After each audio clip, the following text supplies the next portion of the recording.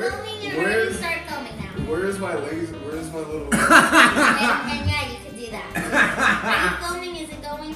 Yes, it's filming. Hi, my name is Chaz Carter, and this is episode 8 of Small Talk with Lila Hart. And I'm super excited to be here and hang out. Where's my Disney wand? Why are we not? I literally was supposed to do this as I said that. Yay! Okay, great. Cool. No, we want that for the viewers. That is hilarious. Oh, I'm so excited, you guys. This is episode 8. I love my guest. He's amazing. And he's super funny comedian, too. Thank you. You're just an amazing human being overall, and a comedian as well. Okay, so I just have to tell you guys, this is a very important week for me because it is March, and as you know, I am a sexy leprechaun. This weekend is St. Patrick's Day, so I'm going full-blown leprechaun because your girl needs to make that midget money. What's up? I am the baddest midget bitch, okay? Anyways, cheers to this. We got our alkaline pH 9.5. Hydration. Oh, and shout out to Chelsea. Hey. Check out her episode. Her episode was just recently uploaded, so you guys be sure to watch that as well. Oh my gosh, yes. Okay, Chaz, I'm so excited to finally have you on the show. I know. It's been a long time coming. I'm excited to be here. This is cool. So, where are you from originally? Florida. Oh, you're from Florida. I am from Florida. It took me a long time to build up the confidence to openly say that. Because people always growing up, people would if I told anyone who wasn't from Florida I was from Florida, they'd always either give me this concerned look or they'd go, "Oh, you're very normal." Like not normal people come from Florida. Because I think it's because Florida has a bad rap of being attached to really insane, unbelievably crazy shit, because insane, unbelievably crazy shit happens down there. So when did you move out to Los Angeles? Oh man, I moved to Los Angeles when I was 19 in 2005. So you mean last year? Yeah, last year I moved. Yeah, I decided that I would just stop aging after 25. I know, you look great. Thank you. I literally was I'm gonna forget my birthday. So now when people ask me, they're like, "How old are you?" I'm 25. Yeah, you're never 21. Yeah, for the third or fourth year in a row, I'm 25. So you moved out when you were 19. When did you start comedy? I'm very new to comedy. I've only been Which is very surprising. Thank you. I just started doing comedy probably close to coming up on 2 years now. It's only been 2 years? Coming up on 2 years, yeah, pretty soon, more or less, yeah. But yeah. I feel like you got on the scene and then I immediately just saw you everywhere. What's funny is a lot of people don't know that I got a little bit of a helping hand in the beginning of comedy. How so? One of my really good friends, who is also an actress, she worked at the Comedy Store. Okay. And she still works there. And Sophie, if you're watching, she's amazing. Hey, Sophie Cooper, she's amazing. She used to come into my day job. She still does. I work at a coffee shop in Los Feliz, and so she used to come in because she lives in the area. And we struck up conversation and became real cool because she'd come in every day. And then one day she just was like, "Hey, I think you should try stand-up." And that wasn't the first time I heard it, but I had been dodging it, because I was really nervous and I didn't think anything of it.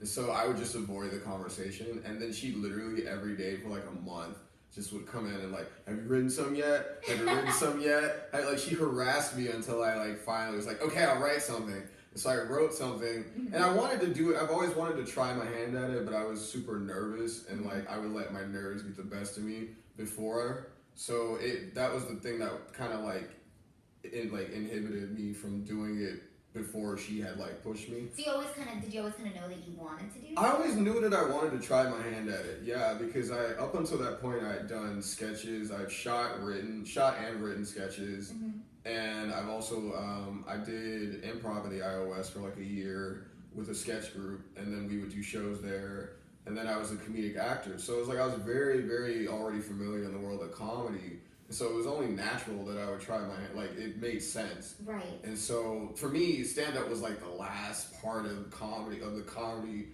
spectrum. Full Yeah, circle. that I hadn't tried my hand at it, and it was the one thing that I was like avoiding because I was so nervous because the idea of like being out there by myself and being responsible for whatever comes out of my mouth was fucking terrifying.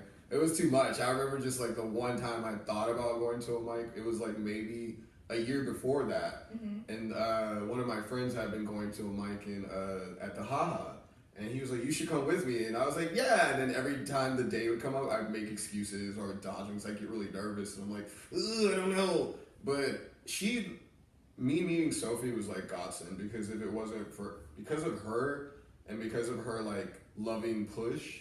Aww. She gave me like that push I needed, and so I remember I just finally agreed, and she took me to my first open mic. Where was it? Show Up, Go Up at the Comedy Store. Oh my god, your first mic was at the Comedy Store. That's funny. Yeah, my first mic was at Show Up, Go Up of all fucking mics to start comedy at. Oh my god. Yeah. Do you remember your first joke? Oh yeah, I had this one bit where it was a joke that I don't even use anymore because it wasn't that good to begin with. I think it was this joke that I wrote about being mistaken for a teenager by a local sex offender. And then like I kind of like dived into that a little bit. It was alright. Like I didn't think it was, at the time though I was, Like, this is gold. This is gold. This is gonna crush. And I get up there and I do my thing, and I remember Eric Marino looks at me and he was like, "Hey guys, this is this guy's first time. How would you rate him?" And I immediately, my brain was like, "Why would you ask him to rate me? I'm gonna fucking die." And then one guy, some drunk, like random guy in the audience was like, "I'll give him a 7." And then everyone else was like, "Okay." And I was like, "All right, I'm not gonna go kill myself. That's fine. I'll take a 7. That's cool." So you talk about being like super nervous your first Yeah. time doing comedy. How do you feel now before shows? I still get nervous, but not nearly like on the scale that I did the first like few months I was doing stand up. Now, I don't know if I get more excited than anything. It's super exhilarating. It's exhilarating. Yeah, it's a rush. It really is. I still get really nervous about big shows where I know that like this is a moment for me to like put up or shut up, and if I do well, this will definitely like push me up a little further up that that ladder that we're all climbing to the top or whatever. So like usually when I have really big shows, I still get pretty like nervous, but not like debilitating nervous, but just like I probably need to like have a stiff drink and take a hit of a J and just like do a couple of woo-sighs and shake it out, and just literally almost every time before I go on stage, the last thought I have is like, "Bitch, don't forget your punchlines." And then I go on stage and I do my set. I'm having a lot of trouble getting laid. I know, but that's hard to believe because I'm cute as fuck. So you wonder, why is he having trouble? Man, it's crazy. I do what any sensible young gay man would do, man. I tried to use Grindr, and last time I was on Grindr, this older white guy hit me up and he was like, "Hey man, what's your type?" And I was like, "Tall, dark, and depressed," and he blocked me. This shit ain't for me, y'all. Shit. And then my day-to-day life is like, I always get hit on by women, which is very flattering and nice. But women, like, they like to ask me, like, they don't believe me when I tell them I'm gay. And so, like, this chick hit on me, like, recently. And I told her I was gay, and she was like, "Well, you're really masculine for a gay guy." And I was like, "Well, it's because I like to just bottle all the gay up real motherfucking tight." That's so funny. Right before I go on stage, I do like this little like goofy little dance. Yeah. And there'll be people like around, like, "What is this girl doing?" And I'll be like doing this like little dance. Yeah, you gotta do it. They call my name, and I'm like.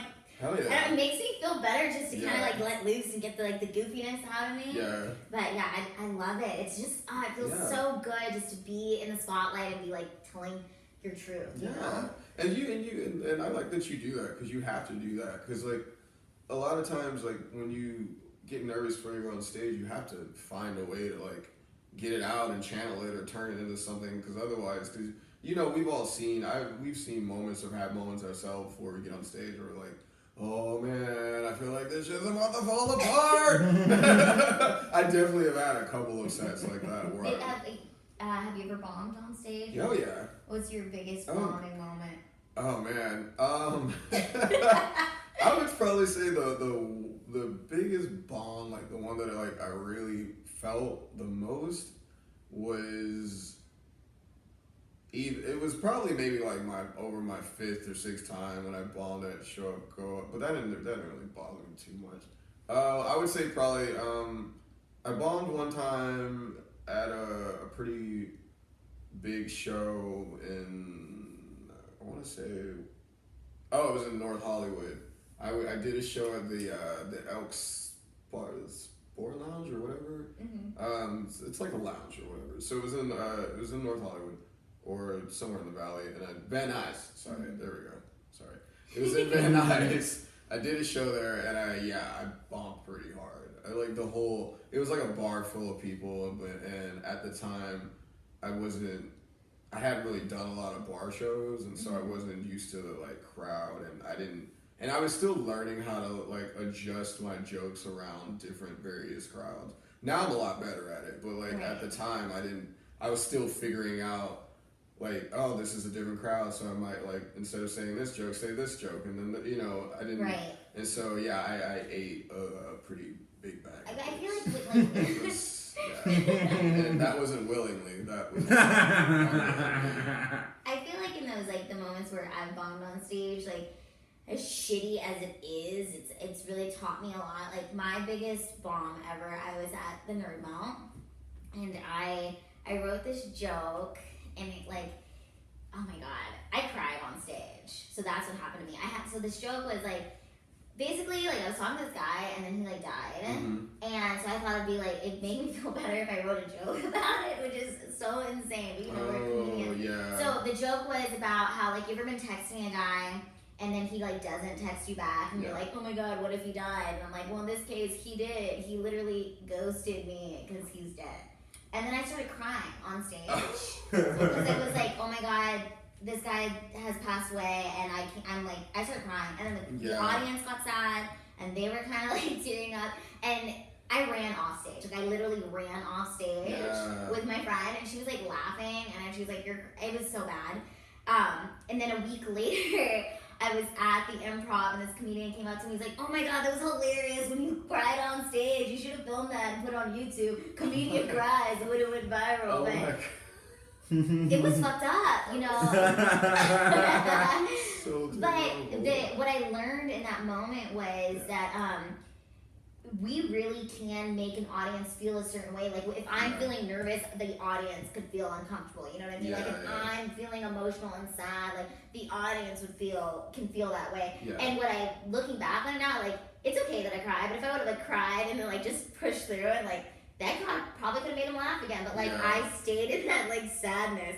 It was a shitty joke, and it was a shitty time, and I don't know why I did it. Yeah, but sometimes we do shit like that, Yeah, but it was a very it was a very human moment for you, and I think sometimes getting people to laugh is obviously the important part of doing stand up, but other times making people think or making people feel during your set is also amazing too. Because look at some of our favorite comedians that get up. There are moments where they don't make us laugh; they make us think, or they make us feel it's that shock sad or factor. outraged. Yeah, that shock factor. But sometimes you need to hear those things. You need to just express those things, because everything doesn't. Everything coming out of your mouth on stage doesn't have to Are you ever afraid to take a joke a certain place, or do you feel is there something you won't talk about on stage? You won't joke about? As of now, yeah. As of now, I am not at a place where I can joke about my brother's death and laugh, or find the funny in that, because that was very, very hard for me to deal with, and I'm still working through that. And so, because that was 2 years ago from December that he died. And what happened to your brother? He committed suicide. You guys were super close. Yeah, we were. I know very we talked close. about this outside of Donkeys one time, and that was a really deep conversation. But it's it's one of those things. When I first got into comedy, there were certain things I wouldn't talk about either. But then it's the more you evolve as a comedian, and it's it just becomes this crazy thing where you're able to talk about stuff, and you're this is the thing, is like with you, I knew from the moment the first time I ever like saw you perform, like it didn't matter like how long you've been doing it. It's like when you see someone's like light and the stardom in them, like I just knew. That's and I just sweet. know. Thank and you're you. fucking awesome. Thank you. Like That's every really time sweet. I Thank run you so into much. you at like That's a really mic nice. or like at a show, it makes me so happy because you're putting in the work, you're putting in the time, and you're one of these like your jokes they do make people think. They're funny as fuck, and you make people think, and I love that about you. Thank you so much. That means a lot. It really does. Welcome. It took me a long time to accept compliments. Normally, I used to get really weird about compliments. Because I would, no, it's because when I was younger, because I like, when I was in high school, I went through like a really terrible, like, ugly duckling phase. And so, like, it took me a while to grow out of that, like, ugly version of myself. So when people would say nice things to me, I used to always be like, oh, thank you. And then I'd make, like, awkward eye movement or, like, look away in some weird fashion. And they'd be like, what the fuck is wrong with him? I literally just told him he was cute. And you're just like, they're like, okay, thank you. I also feel like the strongest comedians too are like people who've really like gone through a lot of shit. You know what I mean? Like the depths of pain that I've personally like experienced. I feel like now, you know, there was a moment I was at the Hollywood Improv and I was like, I had to take this like deep breath. I was like 6 months into comedy and I thought to myself, I'm so grateful that I have spina bifida. You know, and it was like a really weird thing. I was like, if I didn't have spina bifida, I wouldn't be doing stand-up comedy, and stand-up comedy is what I love so much. Right. And my whole life, I felt so different, and like I walk funny, and I'm shorter than everybody else, and it was like, why me? Why did God do this to me? Right. And then it's like now I have this gift of stand-up, you know. So it's like, I hate to say like everything happens for a reason because shitty fucking things happen and it sucks. But I feel like you can find the meaning in life and you can find the silver lining if you really look for it, you know. And as a comedian, we have this gift. It's like this amazing gift of storytelling. Yeah, I agree. I feel like you have to find a way to laugh at a lot of it because, you know, when my brother passed, I went through a really rough, the first year was very difficult. Right. It was incredibly difficult because around the time of his death, I was starting to get into comedy, and comedy was starting to like be really good to me, and it was really hard for me to like juggle like this new hustle that I've started to do. So did you pass away and then you got into comedy? I had started before, like slightly before his death, and then like he died in the middle, like the beginning of me starting, and then I remember just like feeling just completely overwhelmed by the entire experience of it all because like losing someone is hard enough, but like losing someone at their own hands is incredibly, like, I wouldn't wish that on my worst enemy. It was a very, very difficult thing for me and my family. Like, we're still working through it, and there's so many layers that you have to deal with. There's like, you have to deal with the initial incident, and then you have to deal with the aftermath and the ripple effect that happens to your family in the wake of it. And then you have to finally deal with yourself because you're mentally just disarray and you're a mess. And it was very hard, but I found in the midst of that all, I found myself, and I realized that comedy was like a second calling for me, and I just decided that I wanted to live and not constantly be consumed by grief and anger and frustration and sadness, because I was very, very deeply so for a while. And I still have my moments, but like I'm at a place where I can openly talk about it now and not feel. Is fucking incredible. It's very liberating. It is. Because you feel like for a very long time like you can't talk about it. It's hard to talk about it without getting emotional or really sad or feeling like you're weighing people down by talking about it because it's such a heavy subject. Absolutely. But it took me a while, but I began to realize that like I'm not weighing people down. I'm not a burden by talking about it. If someone asks me about it, then obviously they want to know. So it's like I no longer attach this sort of guilt by like saying it or talking about it. But at the same time, I'm not highly sensitive to the subject anymore either, which has been good. Like when, for example, like if I'm at mics or shows, like comedians make suicide jokes all the time. Right. That doesn't bother me. I actually laugh at some of them. Some of them are funny. So I'm just glad to be at a place where I can like even hear the subject and not be like triggered or emotional. Or Wow, yeah, that's incredible. That took a lot of therapy. Well, I'm in like nearly year 2 of therapy, so that wasn't just me on my own. Like, yeah, I just in the midst of it all woke up one day and was like, I'm gonna be a person again. No, it was the beginning. I'm still, like I said, I'm still working through it, but the beginning was very difficult. It was very difficult, but with like the help of like good friends, a good support system around me, my family, we were already close, so this definitely brought us a lot closer, most of us. And therapy and writing, and I got into meditation, and I just started focusing really heavily on my mental health and my mental well-being, and I started putting myself first because I hadn't done that for a long time, and so I started putting all my energy into making sure I was okay. And because I did that, it allowed me to give my all into my comedy. And now I'm starting this, and because I put that much effort in up top, it made space for me to like grow a lot as a comedian and get these opportunities that Yeah, you just went to Portland, I right? did, yeah. I went to Portland, that was amazing. I'm starting to like go on the road a little, just like a little bit.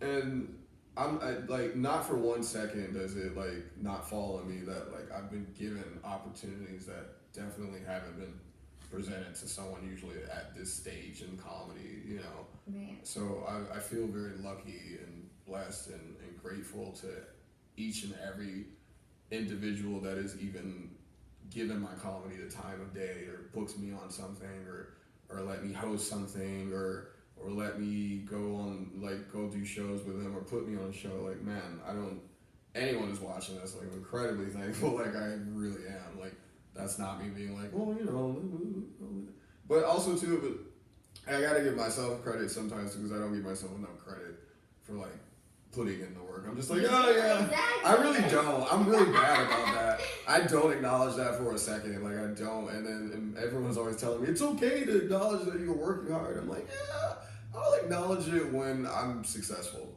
Like, when I've made it, and that's when I'll acknowledge it. I'll go, okay, yeah, I worked really hard. But right now, I'm not going to acknowledge it because I'm not there yet. So I'm just like, no, acknowledge it when you finally get where you really feel like, you know, okay. But as of now, I just choose to acknowledge every person that's helped me on this. Hey, journey. but I think that's also like the power of like staying humble and putting in the work. It's like, you're going to get there. You're just on your journey. It's not a matter of like if, it's a matter of when exactly. And well, I have my family to thank mostly for keeping. Who's your biggest inspiration? Oh man, I would have to say definitely the women in my family are like my biggest inspiration, because like I grew up in a family, not that the men are too, but like just the women, like they just have more of an emotional impact on me. And so growing up, I grew up around a lot of very strong women. My mom, my grandmothers on both sides, and like they were just very good at like instilling all these great like characteristics in me and teaching me all these life lessons at a young age. And from like the time I was a teenager, like my mom like pretty much prepared me for life. And so by the time I turned 18, because of her, I made a decision, no one else, to move to LA to pursue my dream on my own. I lived in a hotel. I was homeless for a few months. Like in the beginning, like I was like, I didn't have a place to live, and I was like sleeping on someone's couch all the way in Lancaster, going to auditions from Lancaster to Hollywood. And then in my spare time, I found time to do drugs and go party, which was like a terrible waste of time, guys. Did a lot of bullshit in my early 20s. I don't know how. I was like, how do you not have a place to live, but you find time to go do drugs and go to raves? Like, where's your priorities? Those late night raves. Yeah. Like, oh my God. I remember when I got introduced to that. It was crazy. I remember being 20, 21, and was like, this is cool. What's ecstasy? I don't know. I'm going to take it anyways. Like, what is wrong with me? Oh my God. So funny. You know, sometimes when I get like discouraged of like, I'm like doing all this stuff, I just remind myself like, I moved out here when I was right after I graduated from school. I drove the 19 hours in my car. I mean, I've lived in 5 different cities. I've had 17 different roommates, and I'm still freaking here. You know what I mean? Like that, to like be able to leave your family and move to LA is an accomplishment in its own. It's hard, so it's like, why stop? You know what I mean? Like you're already here. Just keep doing what you're doing. You are a star. He's a star. You know that part of the reason. Part of the reason, Chaz, I do this show is because it's like I like to interview like my friends that I see on the scene, but I also want this as like a time capsule to be able to like watch this in 5 years and to, you know, remember like how things were. And what is something you would like to say to yourself as who you are now to the person you'll be in 5 years? Oh man. A little message. Oh from Chaz man. to Chaz. Oh, this is crazy. This is like some Black Mirror shit. Like, hey. I just look deeply in the camera and I just go, run! Don't look back! No, in my dresser there's a pill. I would say just keep going, dude. Just wherever you are, I imagine you're gonna be somewhere much higher than you are now.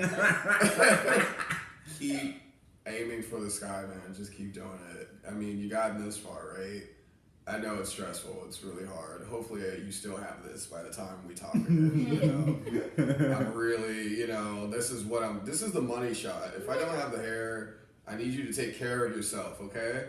All right. Yeah, that's what I would say. Oh my gosh, I love you so much. Thank you. You're I love so you too. awesome. Yeah, you're super awesome. Thank you for like having me on here. This is so fun. This is like a lot of fun.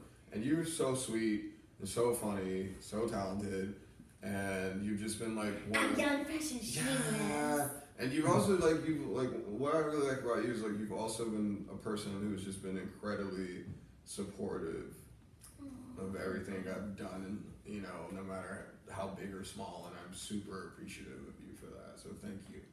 Oh, you rock. Yeah. Stars. Future Lila, you the bomb. You the baddest bitch. Is there anything exciting? Want to do any tags? Anything exciting you're working on? Yeah, I have a few exciting on the road things. to talk about. Where you I am Where can going, they find you? I will be in Atlanta April 3rd through the 17th. So if you are in the ATL, What's that? keep an eye out for me. Follow me on social media. I post about shows all the time. My Instagram handle is Polly Pocket Negro. Yes, that is my real Instagram handle, man. That is not a joke. People all the time. It's like, is that real? I'm like, yes, it's real. I created that Instagram handle as a litmus test to see how many white people are willing to just say it. Just say it. No one's done it yet. Good for you. Good on you, white people. But also follow me on Twitter at scarter724. I post about shows all the time. I'm hosting Hilarable at El Cid Tuesday, March 27th. Yeah. So if you're in the area around, slide through, say hi. What's up? Yeah. And this has been another episode of Small Talk with yours truly, Lila Hart. I had a great time. Tell me when it's going. All right, so 3, 2, 1, go. Hey guys, this is My name's Mia. I know your name is Mia. I was trying to figure out what I was gonna say. Okay, this is Mia Mars' segment. I love LA. Hi, with guys. Mia Mars. All right, Chaz, I chose a good one for you. Okay. Apparently, you've been here before. Yes. The abandoned zoo in Griffith Park. Yeah. All right, so many interesting animals. It's always been a shithole. It looks better now than it did. It's covered in graffiti. It's in Griffith Park. You're allowed to go over there, climb the monkey cages and shit. But the LA Zoo's got an interesting story. There was one camel there named Topsy, who used to deliver the mail in Arizona. Yeah. Wait. Okay. I don't know why. This was back in like 1852. Wait, how did the camel know which male belonged to who? Well, there was obviously somebody riding him. Oh, okay. All right. I literally imagined just this camel I know. working a 9 to 5 by itself. I did not imagine someone on the camel. I literally imagined the camel just showing up at your door, like, yeah. Knock, knock, Yeah. Amazon. Exactly. Okay. Topsy, the camel that in Arizona, instead of horses, they used camels Right. in like the 1800s. And then after that went haywire because they realized camels like to spit. Yeah. They decided to then be like, throw it in the Ringling Brothers. So Then he became a circus. then he became a circus camel, and then he got into a terrible train wreck and lost both of his humps. Ooh. Yeah, that's Like little flappery oh. humps. And you know where they put him and gave him a good home? Where? The LA Zoo. So there was Topsy, the broken camel that used to deliver the mail. Okay. Ivan, the killer polar bear. Ivan the Terrible, the killer polar bear, killed 3 other polar bears. Murderer. Yeah, the murderer. Oh. I don't know. Yeah, so this was a terrible zoo already. Yeah. That was... And they tried so hard over decades to keep this thing afloat and okay.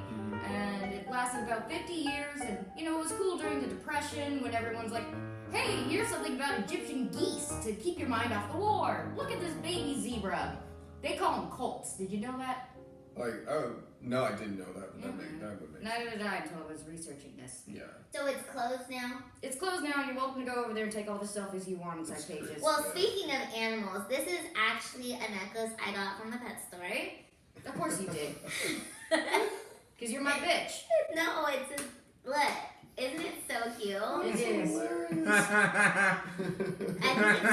a cat or a dog or something. There's a lot of cute necklaces at the pet store. You know? That's a life hack that you guys didn't know. So now I want you to say, I'm Mia Mars, and that's been I Love LA on Small Talk with Lila. I'm Mia Mars. Wait, not yet. Director? Hello, Eric! 3, 2, 1. I'm Mia Mars. This is Chaz Carter and Lila Hart, and this was I Love LA. Oh, that was good. Great job. Yes. How do I look? How do we look? Amazing. We Everyone, look like that one. everyone like, looks better than me. On the blankets, the farm. The poster I'm talking about. I was like, that was how you measure. You're like, what was better?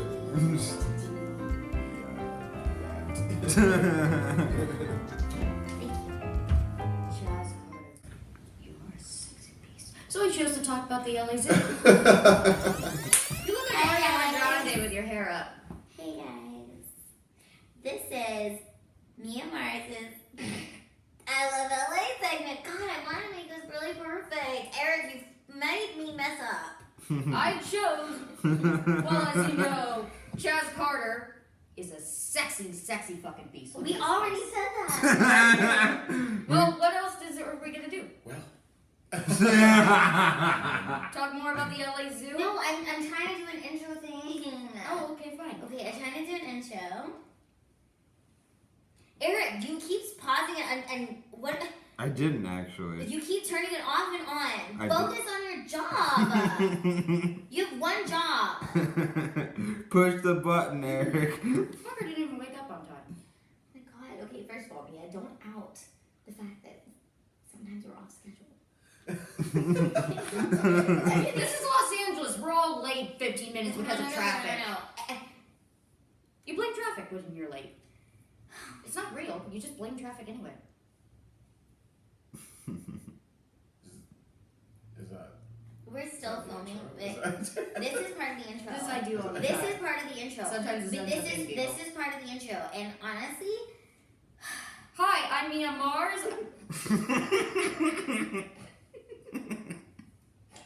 yeah, introduce us, Mia.